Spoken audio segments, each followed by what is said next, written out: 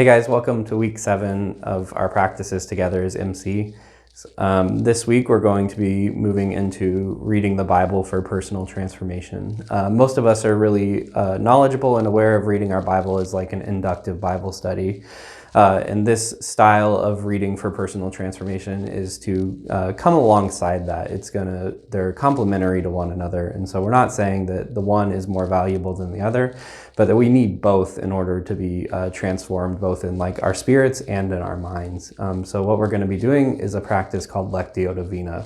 That's an ancient practice. It's been practiced since about the 6th century by the church across the world. And it's just a style of reading that's a slower and more meditative style. So it's going to come along nicely with the silence and solitude that we've been practicing throughout the last few weeks.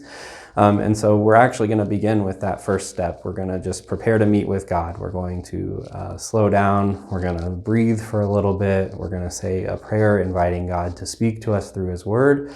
And we're going to trust that He does that as we read. This week, we're going to be reading through Psalm 1. And so the first step is to just read. You're going to open your Bibles and you're going to read Psalm 1. You're going to read it slowly and you're going to read it 3 times. As you read, you might see a word or phrase that's going to pop out to you that you might see yourself kind of resting on or feeling as important to you. And so after you've read that 3 times, you're going to then reflect upon that. So you'll read it one more time, really focusing on that word or phrase that you felt like the Lord was leading you to. This is where you're going to start to kind of look at that word a little bit closer and repeat it a couple of times. And then after that, you are going to respond. And so this is where you're going to bring that word or phrase to God and you're going to ask Him questions about why He revealed that to you or what it might have to do with what's going on in your life. So you're going to respond to God, and then you're also going to give Him a little bit of time to respond back to you. So we're just praying through this time with God. And then finally, we're going to rest.